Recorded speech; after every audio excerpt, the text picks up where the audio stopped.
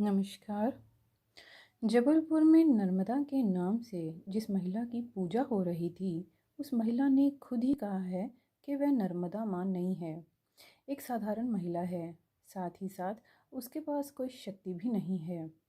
लेकिन इस वीडियो में आज हम जानेंगे माता नर्मदा के बारे में और उनकी शक्तियों के बारे में। ऐसी मान्यता है कि नर्मदा भगवान शिव के पसीने से एक 12 साल की कन्या के रूप में उत्पन्न हुई थी। फिर जीवन ने ऐसा मोड़ लिया कि प्यार में इन्हें धोखा मिला और ये उल्टी दिशा में बहने लगीं। मान्यता है कि नर्मदा नदी राजा मैखल की पुत्री थी।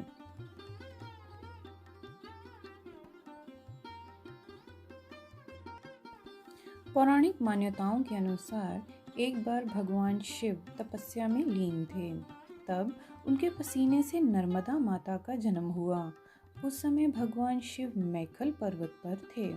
उन्होंने उस कन्या का नाम नर्मदा रखा, जिसका अर्थ होता है सुख प्रदान करने वाली। भगवान शिव ने उस कन्या को आशीष दिया कि जो कोई तुम्हारा दर्शन करेगा उसका कल्याण होगा। वह मैखल पर्वत पर उत्पन्न हुई थी, इसलिए वह मैखल राज की पुत्री भी कहलाती हैं।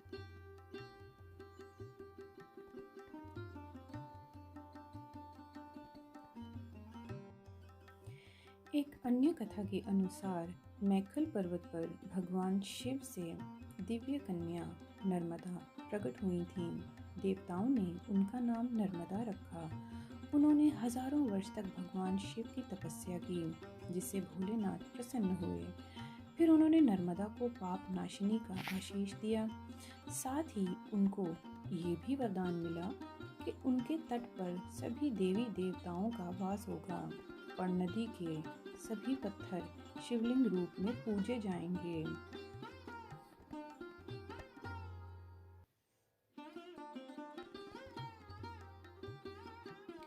एक कहानी के अनुसार नर्मदा, जिसे रेवा के नाम से भी जाना जाता है, और राजा मैखल की पुत्री हैं। उन्होंने नर्मदा से शादी के लिए घोषणा की कि जो राजकुमार गुलाब कावली के फूल उनकी बेटी के लिए लाएगा, उसके साथ नर्मदा का विवाह होगा। सोनभद्र ये फूल ले आए और उनका विवाह तय हो गया। दोनों की शादी में कुछ दिनों का समय था। नर्मदा सोनभद्र से कभी मिली नहीं थी। उन्होंने अपनी दासी जुहिला के हाथों सोनभद्र के लिए एक संदेश भेजा। जुहिला ने नर्मदा से राजकुमारी के वस्त्र और आभूषण मांगे और उसे पहनकर वह सोनभद्र से मिलने चली गई। सोनभद्र ने जुहिला को ही राजकुमारी समझ लिया।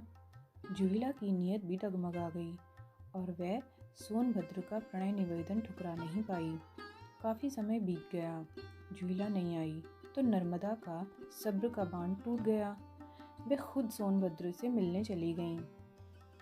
वहां जाकर देखा तो जुहिला और सोनभद्र को एक साथ पाया। इससे नाराज होकर वह उल्टी दिशा में चल पड़ी। उसके बाद से नर्मदा बंगाल सागर की बजाय अरब सागर में जाकर मिल गईं।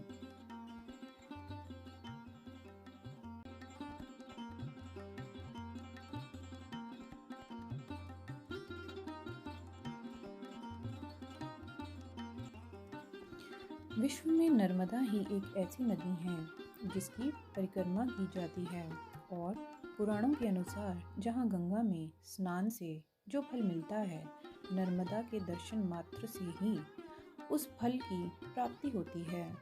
नर्मदा नदी पूरे भारत की प्रमुख नदियों में से एक ही है जो पूर्व से पश्चिम की ओर बहती हैं।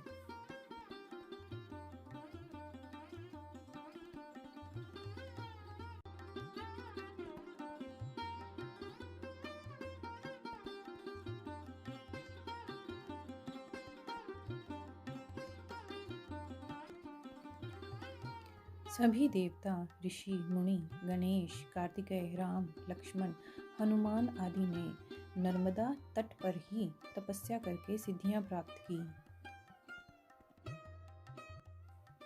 नर्मदा में ही श्राद्ध की उत्पत्ति एवं पितरों द्वारा ब्रह्मांड का प्रथम श्राद्ध हुआ था। अतः नर्मदा श्राद्ध जननी हैं। नर्मदा पितरों की भी पुत्री हैं, अतः नर्मदा किया हुआ श्राद्ध अक्षय होता है।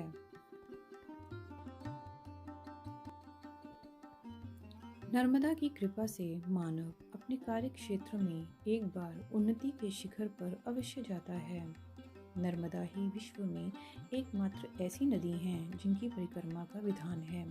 अन्य नदियों की परिक्रमा नहीं होती है।